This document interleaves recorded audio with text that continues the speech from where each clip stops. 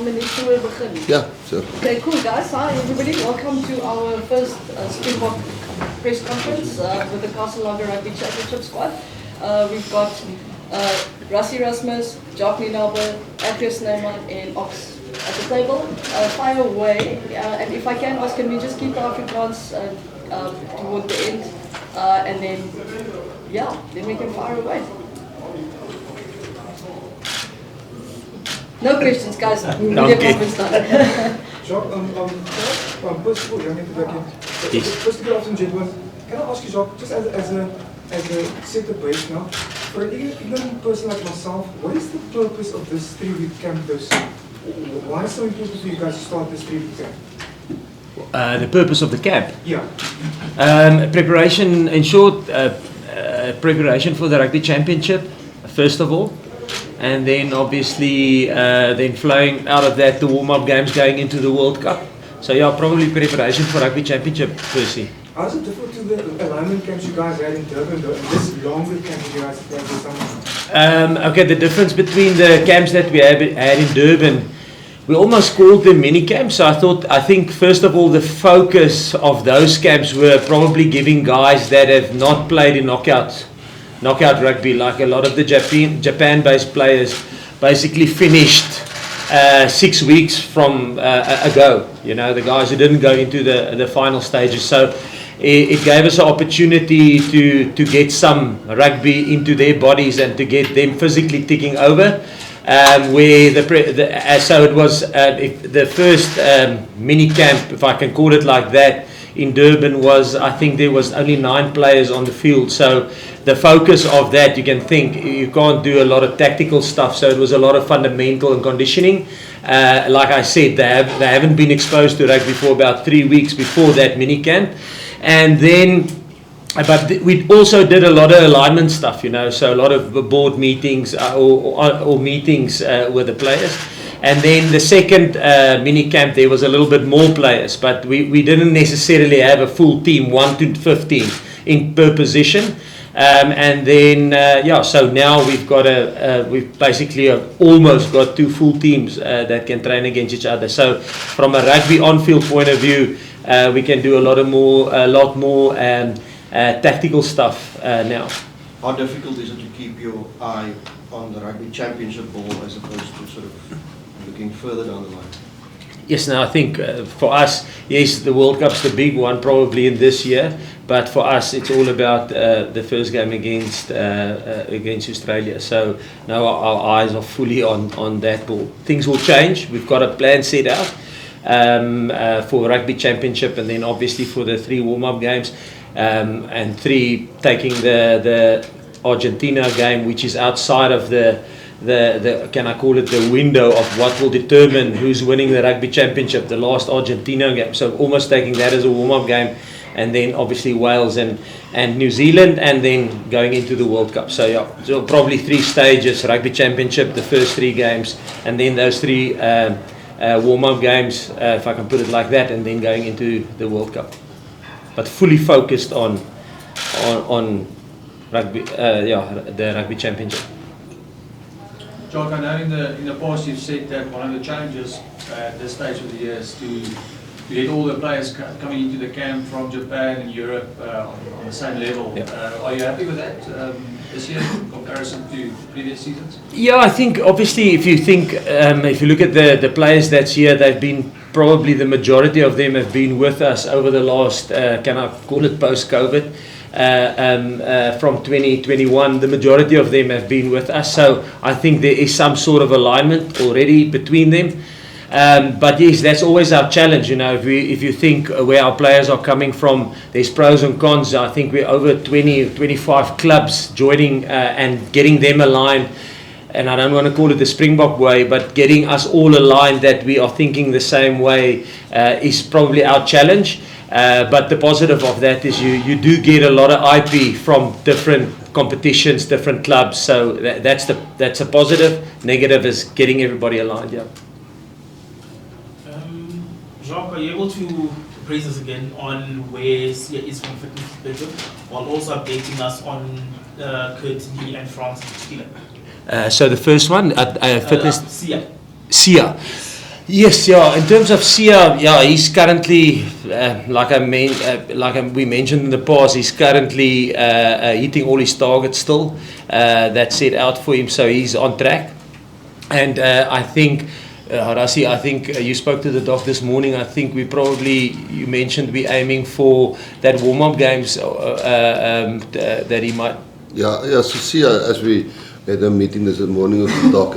If he can play one or two of those matches prior to the World Cup, that's a target at this stage, and as Jock says, he's hitting those things. And Kirtley. Kirtley is probably joining us today in full training, and the other one was France Stein. Yeah, no, I don't think. I spoke to France probably a week ago, 2 weeks ago. And he was still seeing the specialist, but I can't comment on what their decision will be, but I think it will be extremely tough for him to get in now where he is medically in the Rugby Championship. So I think he's probably the guy that the longest off, but I think it will probably up to him and these medical guys. I will speculate on that, but he said he doesn't see himself. And again, he didn't speak to the doctor, so he didn't see himself being ready to train with us in this part of the preparation for Rugby Championship. Can you just give a word on Andre Pollard's fitness? He had a bit of a niggle when he was over in England. Yeah, listen, they also, Ras had a meeting with the doctor, and we had other stuff, but on Andre? Yeah, I think if you look at the whole squad, out of the 40 guys that's here, sorry for answering what you asked, Jacques. Andre has got he got on the calf again. It's going to take a little bit longer. Initially, we thought he'll be back now in the next week or so. I think he'll definitely be part of the Rugby Championship. When exactly is how he's progressing, and yes, last week it's confirmed that it will be a little bit longer, and also maybe to add to that, Damien Willems also got a knock on his knee. So at this stage where we had 3 fit fly-offs in the 3 of them, including Mani, the only one really 100% running now is Mani, but then the other 2 we know during Rugby Championships or just before Rugby Championships, definitely in the Argentina match, the 2 of them will be 100% ready. So we're running a bit thin at 10. And then, Dion Fourie is having a little bit of a niggle, which he's getting over. Apart from that, all the other guys are fully fit. Scrumovs, Jaden is coming on nicely. And yes, Kanan is cleared. I think I've covered. Eben. Eben will be, we'll think, middle of Rugby Championships, end of Rugby Championship. Coach, you mentioned now the number 10s. Does that mean the door is completely closed on Elton's participation in the Rugby Championship? No, the doors, as I said in the previous press conference, sorry, can I answer that?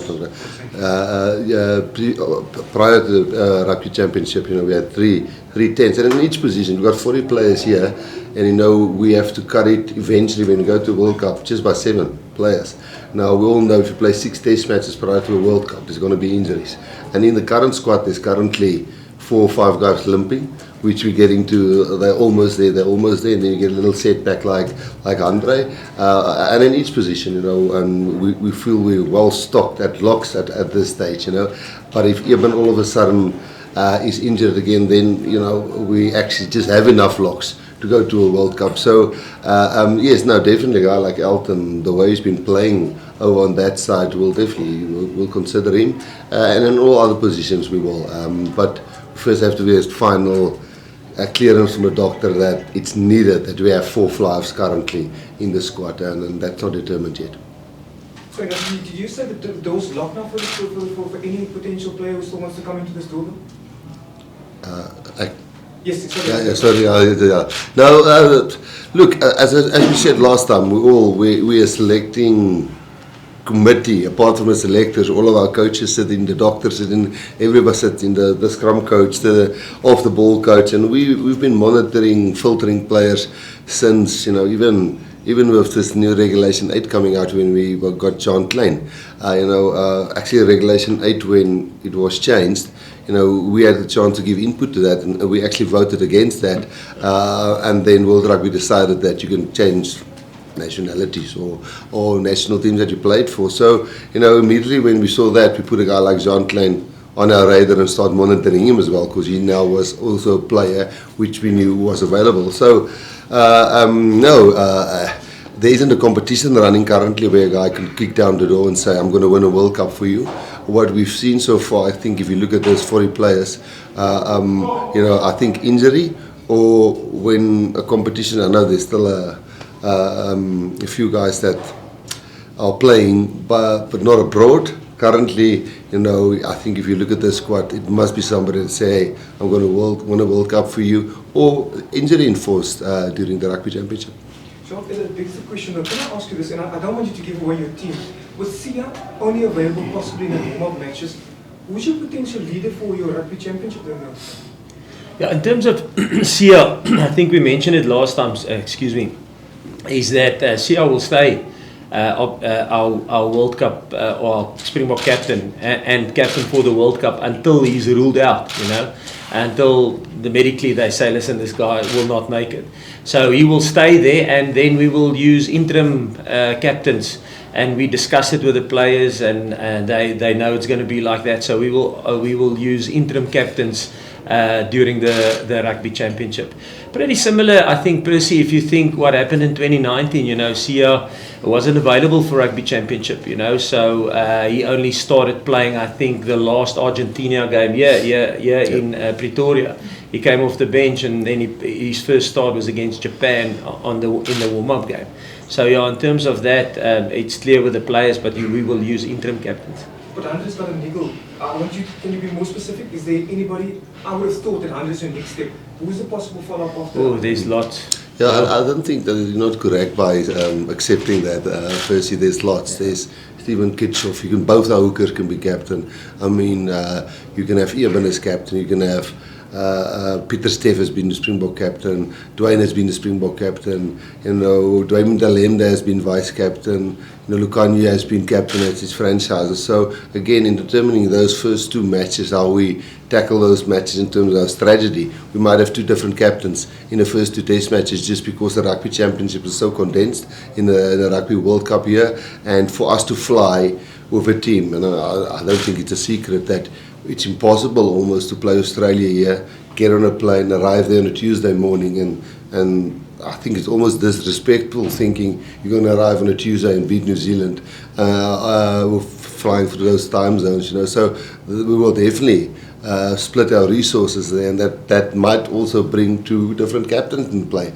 And again, that's why we say we'll explain that to the players, but we don't want to speculate now 4 weeks out from the first test match, because we're still sorting out injuries and things like that. And Andre is certainly one of the guys, but I mean there's 7 guys who will help out at certain stages. Talking of captains in particular, what have you made of the reports coming out of Ireland with regards to Ireland's captain, Johnny Sexton, being censured for what transpired in the Heineken Champions Cup final? Yeah, I think my opinion would not change anything there, and like we are trying our best now. I think if you look at everything with the regulations that World Rugby bring out, the disciplinary processes, when we tried with Nigel Owens, we really now trying to build this relationship and getting to understand fully how they see, perceive, understand, and we're trying to get it right, because we know we'll be changing parts of our game to adapt to the way the referees might interpret certain things, because we definitely understand, and as I said, I've put my hand up many times, that that's not the way we can operate and win a World Cup. So to me to comment on that will just go totally against what we're trying to do, so I'll rather keep quiet on that. Thank you. Rassie, maybe can I ask you this, as a director of rugby, from SA Rugby side, why do you guys feel the need, or why do you feel so strongly to get a player with the experience of Jean Klein in the squad, though? Player 41, though? What is the value that you guys felt the need to try and rope him into the squad? On the rugby side, I mean, these coaches are tracking them. I say the moment the regulation 8 was changed, as I said, we voted against that. And the moment they said, okay, no, this is the decision, guys can change, for what national team they can play. Then obviously we go, okay, but where do we benefit from this? Okay, a guy like Jean Klein is a monster of a guy. He's played with RG how many games. We coach him at Munster. He comes right through the South African structures, but he wasn't available. And now he's available. He's won at URC, he knows most of the players here. And as I say, we always feel, we've got these lots of locks there, but every time we've gone to finals, we lost Luet in the final of the previous World Cup in the 20th minute, and Sous went immediately on. We almost run a little bit because the way we play our locks is there really a lot of burden of physicality and unlocks the way we play the game, and we felt we never have enough guys there. And yeah, with RG getting the role there at Munster of also calling 5 in the lineouts and calling lineouts, which he didn't before when he was with us. He got that experience of playing 4 and 5 lock. We felt that's a great cover of him, Marvin, Sous, and Luet. And now, obviously, they're having the luxury of RG, Eben, and Jean, who's being able to play front lock. That just really bolstered our squad. I just want to ask one last question. Maybe Rassie, from a SA rugby's point of view, just your thoughts. Yesterday we heard from the shots that PV the Yankees are back in the system, or rather they're going to consider him for next season. Can I ask you, as a director of rugby, and it's important maybe for you to put out a statement and make this clear though. 2019, this time around, PV the Yankee got this news, and he's going to miss out on the World Cup. 4 years later, he's possibly miss out another World Cup. What is your thoughts on PV the Yankee being back in the system, possibly next season? And what is your advice or warnings to potential professional players, especially now in the build-up to this big year, to another World Cup, how they should conduct themselves, especially doping issues? Yeah, because you asked as director of rugby, that I must make a statement on that. I think if you look at the penalty he paid, 4 years, it's just not worth doing something like that. And again, I'm not judging him as a person. I'm saying it's 4 years is long, and it would be so nonsensical for a player to try in this day and age where you just can't get away with something like that. I mean, we get tested every day.